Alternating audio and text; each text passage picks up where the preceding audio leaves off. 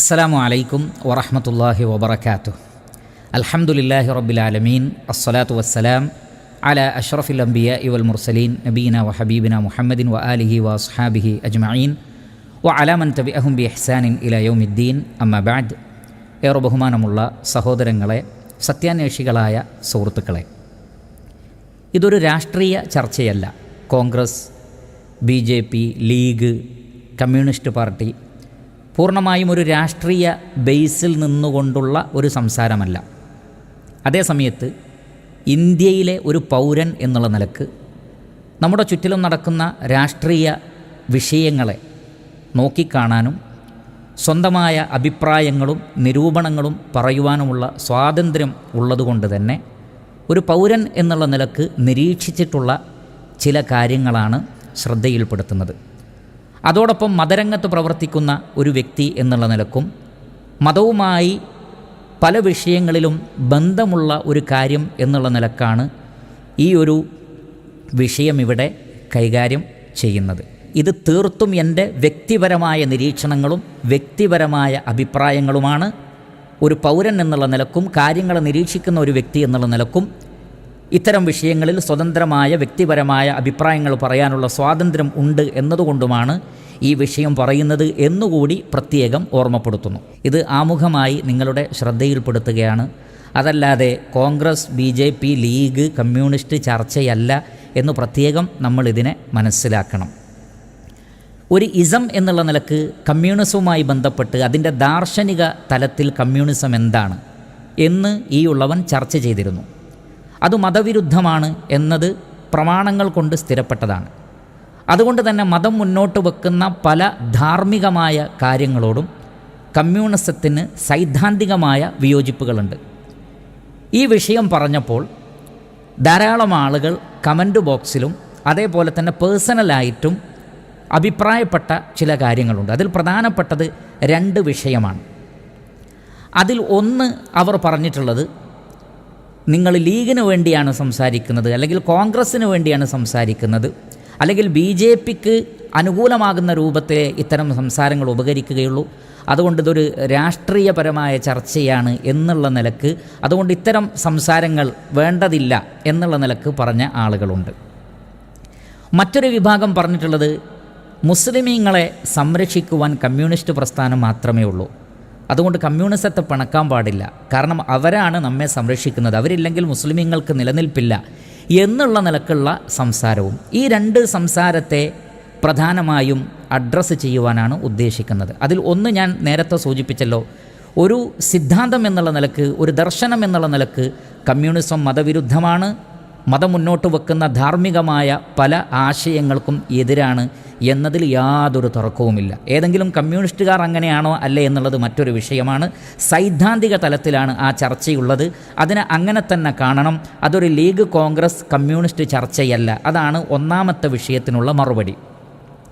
രണ്ടാമത്തത്, കമ്മ്യൂണിസ്റ്റുകാരാണ് മുസ്ലിമീങ്ങളെ സംരക്ഷിക്കുന്നത്, അവരില്ലെങ്കിൽ ഇവിടെ RSS വളരും, അവരില്ലെങ്കിൽ ഇവിടെ BJP വളരും, അത് മുസ്ലിമീങ്ങൾക്ക് അപകടമാണ്, അതുകൊണ്ട് മുസ്ലിമീങ്ങളെ സംരക്ഷിക്കാൻ കമ്മ്യൂണിസ്റ്റുകാർ അനിവാര്യമാണ്, കമ്മ്യൂണിസ്റ്റ് ഭരണകൂടം അനിവാര്യമാണ് എന്ന് പല ആളുകളും ധരിക്കുന്നുണ്ട്. ഇത്തരത്തിലുള്ള ചില വിശ്വാസങ്ങളും കഴിഞ്ഞ് അതൊരു അന്ധവിശ്വാസമായി ആളുകളുടെ മനസ്സിൽ വേരൂന്നിയിട്ടുണ്ട്. അത്തരം ആളുകളോട് അവരുടെ കണ്ണു തുറപ്പിക്കുവാൻ വേണ്ടിയും അവർ ചിന്തിക്കുവാൻ വേണ്ടിയും അത്തരം അന്ധവിശ്വാസങ്ങളിൽ നിന്ന് അവർ മാറി നിൽക്കാനും വേണ്ടിയാണ് ഈ ഒരു സംസാരം. അതല്ലാതെ കമ്മ്യൂണിസ്റ്റ് പ്രസ്ഥാനത്തിനെതിരിലുള്ള ഒരു സംസാരമല്ല, മറിച്ച് ഇത്തരം ചില അന്ധവിശ്വാസങ്ങൾ അവർ മാറ്റിയേ മതിയാകും. അതിന് ചില പോയിൻ്റുകൾ ഞാനിവിടെ പറയാൻ പോവുകയാണ്. ആ പോയിൻ്റുകളൊക്കെ ഞാൻ എഴുതിയെടുത്തിട്ടുണ്ട്. ആ എഴുതിയെടുത്തത് വായിച്ചിട്ട് ഞാൻ അങ്ങനെ പോകും. അതിലൂടെ നിങ്ങൾ കാര്യം മനസ്സിലാക്കുക. അതിൽ ഒന്നാമത്തത് നിങ്ങൾ ചിന്തിക്കാൻ വേണ്ടി പറയുന്ന കുറച്ച് പോയിൻ്റുകളാണ്. ഒന്ന്, RSSൻ്റെ ഏറ്റവും കൂടുതൽ ശാഖകളുള്ളത് UP കഴിഞ്ഞാൽ പിന്നെ കേരളത്തിലാണ്. ഏകദേശം 6845. ഇത് പുതിയ കണക്കല്ല, പഴയ കണക്കാണ്. ഇപ്പോൾ അതെത്രയാണ് എന്ന് അറിയില്ല. ദ ഹിന്ദു പത്രത്തിൽ വന്ന വാർത്ത അനുസരിച്ച് കേരളത്തിൽ RSSൻ്റെ ശാഖകൾ ധാരാളമായി വളരുന്നു. അതുകൊണ്ട് തന്നെ നോർത്ത്, സൗത്ത് എന്നുള്ള ഡിവിഷനുകളാക്കി അതിനെ മാറ്റിയിട്ടാണ് അതിൻ്റെ മറ്റു കാര്യങ്ങൾ കൈകാര്യം ചെയ്യുന്നത്. അത്രമാത്രം ശാഖകൾ കേരളത്തിൽ വർദ്ധിച്ചിരിക്കുന്നു. ഇതിൽ നിന്ന് വളരെ വ്യക്തമാണ്, CPM ഉണ്ടെങ്കിലും ശരി, കമ്മ്യൂണിസ്റ്റുകാരുണ്ടെങ്കിലും ശരി, അവർ ഭരണത്തിലുണ്ടെങ്കിലും ശരി, ഭരണത്തിലില്ലെങ്കിലും ശരി, RSSൻ്റെ വളർച്ചയെ തടയാനോ BJPയുടെ വളർച്ചയെ തടയാനോ അവർക്ക് സാധിച്ചിട്ടില്ല എന്നുള്ളതാണ്. അതുകൊണ്ട് അവരുണ്ടെങ്കിൽ RSS വളരില്ല, അവരുണ്ടെങ്കിൽ BJP വളരില്ല എന്നുള്ളത് ഒരു വിഡ്ഢിത്തവും ഒരു അന്ധവിശ്വാസവും മാത്രമാണ്. യാതൊരു അടിസ്ഥാനവും അതിനില്ല. കണക്കുകളും യാഥാർത്ഥ്യങ്ങളും അതാണ് സൂചിപ്പിക്കുന്നത്. അതുകൊണ്ട് അത്തരത്തിലുള്ള വിഡ്ഢിത്തങ്ങളിൽ വിശ്വസിക്കുന്നവരായി നാം ഒരിക്കലും മാറുവാൻ പാടില്ലാത്തതാണ്.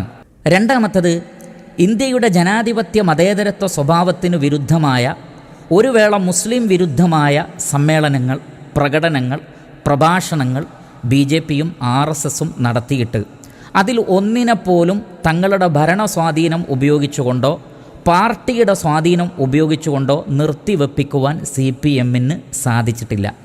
ഏതെങ്കിലും ഒറ്റപ്പെട്ട സംഭവങ്ങൾ ഇതിന് അപവാദമായിട്ടുണ്ടാകും. അത് കേവലം CPMും RSSും തമ്മിലുള്ള രാഷ്ട്രീയപരമായ ബേസിൽ നിന്നുകൊണ്ടല്ലാതെ. അതിനപ്പുറത്ത് ഒരു മതേതരത്വ സംവിധാനത്തിനു വേണ്ടി, ജനാധിപത്യ സംവിധാനത്തിനു വേണ്ടി, ന്യൂനപക്ഷങ്ങൾക്ക് വേണ്ടി BJPയോ RSSോ അതിന് വിരുദ്ധമായി നടത്തിയിട്ടുള്ള ഏതെങ്കിലും ഒരു സമ്മേളനത്തെ, ഏതെങ്കിലും ഒരു പ്രഭാഷണത്തെ ഇല്ലാതെയാക്കുവാൻ, അതിനെ സ്റ്റോപ്പ് ചെയ്യിപ്പിക്കുവാൻ, അതിനെ തടയിടുവാൻ കമ്മ്യൂണിസ്റ്റ് പ്രസ്ഥാനത്തിന്, CPMന് സാധിച്ചിട്ടുണ്ടോ എന്നുള്ളത് നിങ്ങൾ ചിന്തിക്കേണ്ട കാര്യമാണ്. മൂന്നാമത്തത്, മുസ്ലിമീങ്ങൾക്കെതിരിലും ന്യൂനപക്ഷങ്ങൾക്കെതിരെയും വർഗീയ വിഷം തുപ്പുന്ന വളരെ മോശമായ പ്രഭാഷണങ്ങൾ നടത്തിയിട്ടുള്ള RSSൻ്റെ BJPയുടെ പ്രഭാഷകന്മാർക്കെതിരിൽ ഒരു നിയമ നടപടിയും സ്വീകരിച്ചിട്ടില്ല. നിങ്ങൾക്ക് ശ്രദ്ധിച്ചാൽ കാണാൻ സാധിക്കും, അങ്ങേയറ്റം വർഗീയത പറയുന്ന ആളുകൾ ഇന്നും യാതൊരു കേസുകളുമില്ലാതെ വിലസുകയാണ്. എന്നാൽ മുസ്ലിമീങ്ങളുടെ ഭാഗത്ത് നിന്ന് തീർത്തും ന്യായമായ കാര്യങ്ങൾ പറഞ്ഞാൽ, അതിന് മതപരമായ പശ്ചാത്തലമുണ്ടെങ്കിൽ, ഏറ്റവും ഒടുവിലത്തെ ഉദാഹരണമാണ് TK അഷ്റഫ് സാഹിബിനെതിരിലുള്ള നടപടി.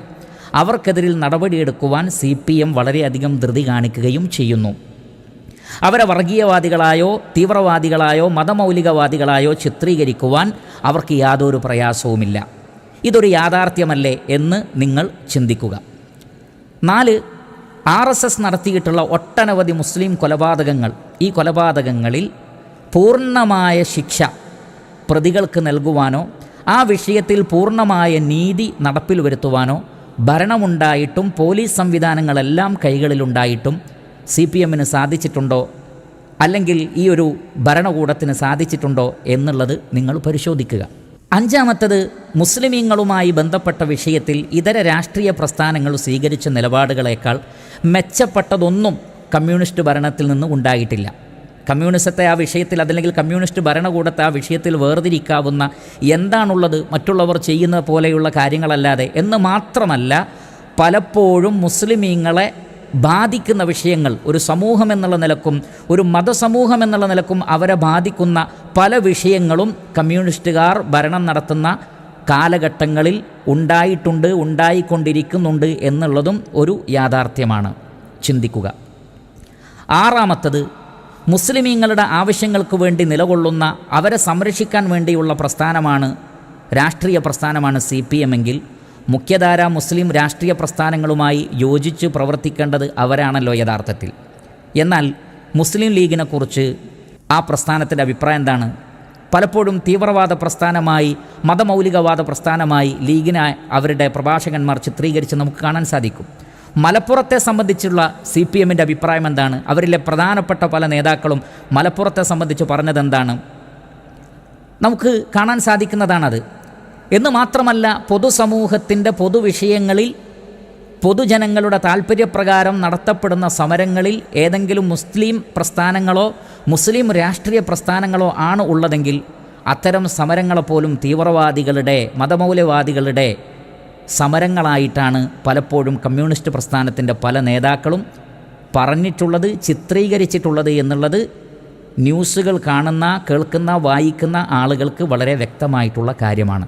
അപ്പോൾ പൊതുവെ മുസ്ലിം രാഷ്ട്രീയ പ്രസ്ഥാനങ്ങളോടും മതപ്രസ്ഥാനങ്ങളോടുമുള്ള CPMൻ്റെ നിലപാട്, അല്ലെങ്കിൽ അവരിൽ ചിലരുടെയെങ്കിലും നിലപാട് ഇതാണ് എന്നുള്ളത് വളരെ വ്യക്തമായ ഒരു കാര്യമാണ്.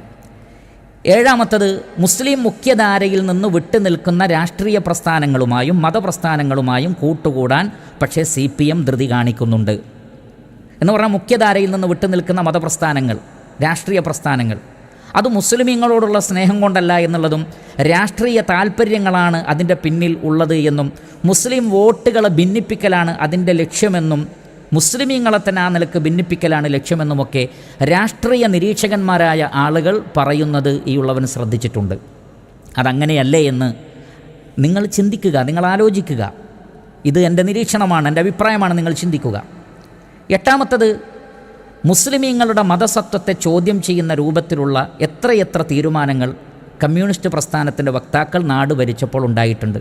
വഖഫ് നിയമനം, മദ്രസ വിദ്യാഭ്യാസവുമായി ബന്ധപ്പെട്ട വിഷയം, ജെൻഡർ ന്യൂട്രാലിറ്റി, ഏറ്റവും ലേറ്റസ്റ്റായി സൂംബ ഡാൻസുമായി ബന്ധപ്പെട്ട വിഷയങ്ങൾ. ഒരു ജനാധിപത്യ മതേതരത്വ രാജ്യം എന്നുള്ള നിലക്ക് മുസ്ലിമീങ്ങൾക്ക് അത്തരം വിഷയത്തിലുള്ള അവരുടെ കൺസേണുകൾ അവർ പറയുമ്പോൾ അതിനെ കളിയാക്കാനും പരിഹസിക്കുവാനും CPM ചായ്വുള്ള ചാനൽ അവതാരകരും CPMൻ്റെ ആളുകളും ചാനൽ ചർച്ചയിൽ വന്നുകൊണ്ട് അവരുടെ ഊർജം ചെലവഴിക്കുന്നത് നിത്യേന ദിനംപ്രതി നമ്മൾ കാണുന്നതാണ്. ഇത് വിദൂരമായി എവിടെയോ സംഭവിക്കുന്ന കാര്യമല്ല. ചാനൽ ചർച്ചകൾ തുറന്നാൽ ആർക്കും ലൈവായി കാണാൻ പറ്റുന്നതാണ്. അതിനെതിരിൽ സംസാരിച്ചാലോ അത് താലിബാനിസമാണ്, തീവ്രവാദമാണ്, മതമൗലികവാദമാണ് എന്നൊക്കെ പറഞ്ഞുകൊണ്ട് മുസ്ലിമീങ്ങൾക്കെതിരിൽ ആരോപണങ്ങൾ ഉന്നയിക്കുവാനും അവർ മുൻപന്തിയിലുണ്ട്. എന്ന് മാത്രമല്ല, ഏതെങ്കിലും രാഷ്ട്രീയ വിഷയങ്ങളിലോ പൊതുവിഷയങ്ങളിലോ ഉള്ള ചർച്ചകൾ ചാനലിൽ നടക്കുമ്പോൾ അവിടെ പോലും ഇസ്ലാമിൻ്റെ സംസ്കാരത്തെ കളിയാക്കുക, മുസ്ലിം പണ്ഡിതന്മാരെ കളിയാക്കുക, പ്രവാചകനെ കളിയാക്കുക, ഖുർആനിലെ പരാമർശങ്ങളെ കളിയാക്കുക, ഇതൊക്കെ നമുക്ക് കാണാൻ സാധിക്കും. ഒടുവിലത്തെ ഉദാഹരണമാണ് അരുൺകുമാർ, CPMൻ്റെ വക്താവായ അരുൺകുമാർ പരിശുദ്ധ ഖുർആനിലെ ഭൂമി ഉരുണ്ടതാണോ പരന്നതാണോ തുടങ്ങിയ യാതൊരു നിലക്കും ആ സന്ദർഭത്തിൽ പറയാൻ പാടില്ലാത്ത ബാലിശമായ ചില കാര്യങ്ങൾ പറഞ്ഞിട്ടുള്ളത്. അപ്പോൾ ലഭിക്കുന്ന അവസരങ്ങളിലൊക്കെ അവർ ഇസ്ലാമിനെ കടന്നാക്രമിക്കുവാൻ, മുസ്ലിമീങ്ങളെ പരിഹസിക്കുവാൻ ശ്രമിക്കുന്നു എന്നുള്ളത് നമുക്കൊക്കെ അറിയാവുന്നൊരു യാഥാർത്ഥ്യമാണ്. അതേപോലെ തന്നെ 9, ഇസ്ലാമിനെയും പ്രവാചകനെയും ഖുർആനിനെയും ഏറ്റവും കൂടുതൽ പ്രതിക്കൂട്ടിൽ നിർത്തുകയും പരിഹസിക്കുകയും കളിയാക്കുകയും ചെയ്തത് കമ്മ്യൂണിസ്റ്റ് യുക്തിവാദികളാണ് എന്ന് കണ്ണും കാതുമുള്ള ഏതൊരാൾക്കും അറിയാവുന്ന യാഥാർത്ഥ്യമാണ്. നിങ്ങൾ പരിശോധിക്കുക, യുക്തിവാദവും കമ്മ്യൂണിസവും തമ്മിലുള്ള ബന്ധം. അതവർ തന്നെ പറഞ്ഞതാണ്, ഞാനത് എൻ്റെ പഴയ പ്രഭാഷണങ്ങളിൽ ഉദ്ധരിച്ചിട്ടുണ്ട്. ഏറ്റവും കൂടുതൽ പ്രവാചകനെ കളിയാക്കിയത്, ഖുർആനിനെ കളിയാക്കുന്നത്, ഇസ്ലാമിനെ പിന്തിരിപ്പനായി ചിത്രീകരിക്കുന്നതിൽ, മുസ്ലിമീങ്ങളെ മതമൗലികവാദികളായി ചിത്രീകരിക്കുന്നതിലൊക്കെ CPMൻ്റെ ആളുകൾ, കമ്മ്യൂണിസ്റ്റുകാർ വളരെയധികം ഊർജ്ജം ചെലവഴിച്ചിട്ടുണ്ട് എന്നുള്ളത് കേരളത്തെ അറിയാവുന്ന ഏതൊരാൾക്കും അറിയാവുന്ന യാഥാർത്ഥ്യമാണ്. 10ാമത്തത്, ജിഹാദ്, ബഹുഭാര്യത്വം, ത്വലാഖ്, മുസ്ലിമീങ്ങളുടെ താടി, തൊപ്പി, ഹിജാബ്, ഇതെല്ലാം മുസ്ലിമീങ്ങളുമായി ബന്ധപ്പെട്ട വിഷയങ്ങളാണ്. പക്ഷേ ഇതിലൊക്കെ ഏറ്റവും കൂടുതൽ ചർച്ചകൾ നടത്തുന്നതും കളിയാക്കുന്നതും ഈ പറഞ്ഞ ടീമുകളാണ്. മതവിശ്വാസികൾ, മതപണ്ഡിതന്മാരൊക്കെ കൈകാര്യം ചെയ്യേണ്ട വിഷയങ്ങൾ ഇവർ കൈകാര്യം ചെയ്തുകൊണ്ടേയിരിക്കുന്നു. മലപ്പുറം എന്ന് പറയുമ്പോഴേക്ക് മറ്റൊരു ഭാഷയിൽ സംസാരിക്കുന്ന എത്ര നേതാക്കളെ നമുക്ക് ഇവരുടെ കൂട്ടത്തിൽ കാണാൻ സാധിക്കും. അപ്പോൾ ഇത്തരം വിഷയങ്ങൾ RSS അജണ്ടയാക്കുന്നത് പോലെ തന്നെ CPMൻ്റെയും അജണ്ടകളായി അത് നിലകൊള്ളുന്നു. പൊതുവേദികളിലെ പ്രഭാഷണങ്ങളിലും മറ്റു ചാനൽ ചർച്ചകളിലുമൊക്കെ മുസ്ലിമീങ്ങളുടെ സംരക്ഷകന്മാരാണ് ഞങ്ങളെന്ന് പറഞ്ഞുകൊണ്ട് ഇത്തരത്തിലുള്ള ഇസ്ലാമിക വിഷയങ്ങളെ മുഴുവൻ പരിഹസിക്കുകയും തള്ളുകയും വളരെ മോശമായി അവതരിപ്പിക്കുകയും ചെയ്യുന്നതിൽ ഇവർ ഒട്ടും പിന്നിലല്ല എന്നുള്ളത് ആർക്കാണ് അറിയാത്തത്. 11ാമത്തത്, മുസ്ലിമീങ്ങളെ സംബന്ധിച്ചിടത്തോളം അങ്ങേയറ്റം സെൻസിറ്റീവായ വിഷയങ്ങൾ കൊണ്ടുവരിക എന്ന് പറഞ്ഞാൽ മുസ്ലിമീങ്ങൾ പെട്ടെന്ന് പ്രതികരിക്കാൻ സാധ്യതയുള്ള വിഷയങ്ങൾ ഒന്നിനു പിറകെ ഒന്നായി കൊണ്ടുവരിക. അപ്പോൾ സ്വാഭാവികമായും അത് ചർച്ചയാകും. മതത്തോട് 100% കൂറു പുലർത്തുന്ന മുസ്ലിമീങ്ങളെ സംബന്ധിച്ചിടത്തോളം അത്തരം വിഷയങ്ങളിൽ അവർ അവരുടെ അഭിപ്രായങ്ങൾ രേഖപ്പെടുത്തും. അങ്ങനെ രേഖപ്പെടുത്തുമ്പോൾ പിന്നെ താലിബാനിസമാണ്, തീവ്രവാദമാണ്, പിന്തിരിപ്പനാണ്, 6ാം നൂറ്റാണ്ടാണ് എന്ന് പറഞ്ഞുകൊണ്ട് കളിയാക്കുകയും ചെയ്യും. ഇത്തരത്തിലുള്ള കാഴ്ചകളും ധാരാളമായി നമ്മൾ കണ്ടുകൊണ്ടിരിക്കുന്നു. അതുകൊണ്ട് തന്നെ കമ്മ്യൂണിസം എന്ന് പറഞ്ഞാലും കമ്മ്യൂണിസ്റ്റുകാരെന്ന് പറഞ്ഞാലും എല്ലാ അർത്ഥത്തിലും മുസ്ലിമീങ്ങളെ സംരക്ഷിച്ചുകൊണ്ട് നിലകൊള്ളുന്ന ആളുകളാണ് എന്നുള്ള അന്ധവിശ്വാസം നമ്മൾ ഒഴിവാക്കുക. അവിടെ സാധാരണക്കാരായ ഒരു രാഷ്ട്രീയ പ്രസ്ഥാനം എന്നുള്ള നിലക്കും അതല്ലെങ്കിൽ പാവങ്ങൾക്ക് വേണ്ടിയോ തൊഴിലാളികൾക്ക് വേണ്ടിയോ ഒക്കെ സംസാരിക്കുന്ന ഒരു പ്രസ്ഥാനം എന്നുള്ള നിലക്ക് കമ്മ്യൂണിസ്റ്റുകാരായിട്ടുള്ള ധാരാളം ആളുകളുണ്ട്. അത്തരം ആളുകളെക്കുറിച്ചല്ല എൻ്റെ സംസാരം. അതിനപ്പുറത്ത് ഞാൻ നേരത്തെ സൂചിപ്പിച്ച വിഷയങ്ങളൊക്കെ ഒരു അജണ്ടയായി സ്വീകരിക്കുകയും വളരെ മോശമായ രൂപത്തിൽ ഇസ്ലാമിനെയും മുസ്ലിമീങ്ങളെയും കാണുകയും പലപ്പോഴും വാക്കുകളിൽ മാത്രം ഞങ്ങൾ മുസ്ലിമീങ്ങളുടെ സംരക്ഷകരാണെന്ന് പറയുകയും എന്നാൽ ഒന്നുപോലും ആ വിഷയത്തിൽ ചെയ്യാതിരിക്കുകയും ചെയ്യുന്ന നിലപാടുകളുള്ള ആളുകളുണ്ടല്ലോ. അവരുടെ ഇരട്ടത്താപ്പിനെ സംബന്ധിച്ചാണ് ഞാൻ സൂചിപ്പിച്ചിട്ടുള്ളത്. അത്തരം ആളുകളെ അന്ധമായി വിശ്വസിക്കുന്ന അഭിപ്രായങ്ങൾ പറയുന്ന മുസ്ലിമീങ്ങൾക്ക് വേണ്ടിയുമാണ് ഞാൻ ഈ കാര്യങ്ങളെല്ലാം പറഞ്ഞിട്ടുള്ളത്. ഇനി എനിക്ക് വളരെ സ്നേഹത്തോടു കൂടി മുസ്ലിമീങ്ങളോട് പറയാനുള്ളത്, മുസ്ലിമീങ്ങളെ, സകല മനുഷ്യരെയും, മുസ്ലിമീങ്ങളെ എന്ന് മാത്രമല്ല സകല മനുഷ്യരെയും സംരക്ഷിക്കുന്നവൻ അള്ളാഹുവാണ്. നമ്മുടെ തവക്കുൽ എന്ന് പറയുന്നത് ഏതെങ്കിലും രാഷ്ട്രീയ പാർട്ടികളിലല്ല, ഏതെങ്കിലും നേതാക്കളിലല്ല, മന്ത്രിമാരിലോ MLA-മാരിലോ അല്ല. നമ്മുടെ തവക്കുൽ അള്ളാഹുവിലാണ്. മുസ്ലിമീങ്ങൾ കേരളത്തിൽ മാത്രമല്ലല്ലോ ഉള്ളത്, ലോകത്തിൻ്റെ നാനാഭാഗങ്ങളിലും മുസ്ലിമീങ്ങളുണ്ട്. അവിടെയൊക്കെ അവരെ സംരക്ഷിക്കുന്നത് കമ്മ്യൂണിസ്റ്റ് പാർട്ടിയാണോ? ഒരിക്കലുമല്ല. അള്ളാഹു ഒരു വിഭാഗത്തെ മറ്റൊരു വിഭാഗത്തെ കൊണ്ട് തടയും. അത് കമ്മ്യൂണിസ്റ്റ് പാർട്ടിയെ കൊണ്ടാവാം, അത് മറ്റൊരു വിഷയം. അതല്ലാതെ കമ്മ്യൂണിസ്റ്റ് പ്രസ്ഥാനമാണ് മുസ്ലിമീങ്ങളുടെ സംരക്ഷകന്മാർ എന്നുള്ളൊരു സമവാക്യമുണ്ടല്ലോ, അതൊരു അന്ധവിശ്വാസമാണ്, അതൊരു തെറ്റായ സമവാക്യമാണ്. അങ്ങനെ ഒന്നില്ല. മാത്രമല്ല, ഈ ഒരു കാലഘട്ടത്തിൽ മാത്രമാണോ മുസ്ലിമീങ്ങൾ? മനുഷ്യവാസം തുടങ്ങുന്നത് തന്നെ ആദം അലൈഹിസ്സലാത്തു വസ്സലാമയിലൂടെയാണ്. അന്ന് മുതൽക്ക് മുസ്ലിമീങ്ങൾ ലോകത്തുണ്ട്. അവർക്ക് ശത്രുക്കൾ ഉണ്ടായിട്ടുണ്ട്, പരീക്ഷണങ്ങൾ ഉണ്ടായിട്ടുണ്ട്. അവിടങ്ങളിലൊക്കെ സംരക്ഷിച്ചിട്ടുള്ളത് കമ്മ്യൂണിസ്റ്റുകാരല്ല, CPM അല്ല, അള്ളാഹു സുബ്ഹാനഹു വ തആലയാണ്. അള്ളാഹു അതിനുള്ള സംവിധാനങ്ങൾ വെക്കും. ഓരോ കാലഘട്ടത്തിലും ഓരോ വിഭാഗമായിരിക്കും. അതൊരു പക്ഷേ കമ്മ്യൂണിസ്റ്റുകാരെ കൊണ്ടാവാം, മറ്റു പ്രസ്ഥാനങ്ങളെ കൊണ്ടാവാം. അതല്ലാതെ കമ്മ്യൂണിസം മാത്രമാണ് മുസ്ലിമീങ്ങളെ സംരക്ഷിക്കുന്നത് എന്നുള്ള ഒരു അന്ധവിശ്വാസം വെച്ച് പുലർത്തുന്നത് ഒരിക്കലും ശരിയല്ല. അവർ ഇല്ലെങ്കിൽ മുസ്ലിമീങ്ങളുടെ നിലനിൽപ്പ് അവതാളത്തിലാണ് എന്നൊക്കെ പറയുന്നത് ഒരിക്കലും ശരിയല്ല. ഇന്ത്യ രാജ്യത്ത് തന്നെ കമ്മ്യൂണിസ്റ്റുകാർ ഭരിക്കാത്ത, അവർക്ക് സ്വാധീനമില്ലാത്ത ഒരുപാട് സ്റ്റേറ്റുകളുണ്ട്. അവിടെയുള്ള മുസ്ലിമീങ്ങൾ ആരാണ് സംരക്ഷിക്കുന്നത്?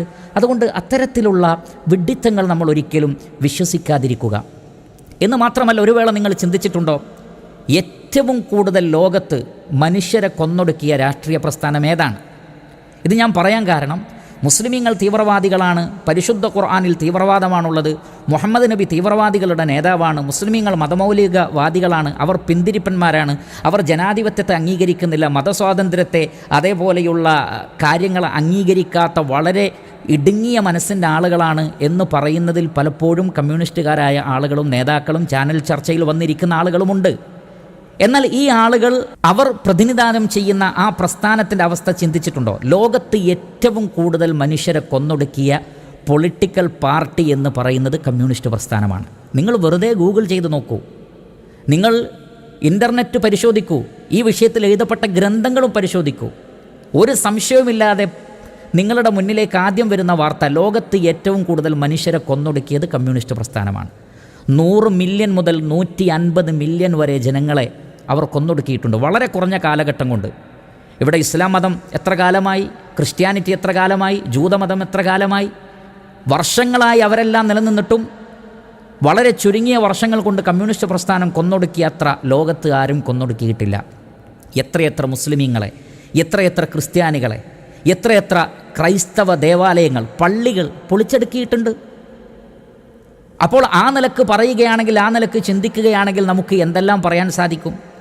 പക്ഷേ അതൊന്നും ഇന്നത്തെ കമ്മ്യൂണിസ്റ്റുകാരിലുണ്ട് എന്നോ, ഇന്ന് നമ്മുടെ നാട്ടിൽ കാണുന്ന കമ്മ്യൂണിസ്റ്റുകാരൊക്കെ അതിൻ്റെ ഭാഗമായി നിന്നുകൊണ്ട് പ്രവർത്തിക്കാൻ വേണ്ടി അജണ്ടയുമായി നടക്കുന്നു എന്ന് നമുക്ക് അഭിപ്രായമില്ല.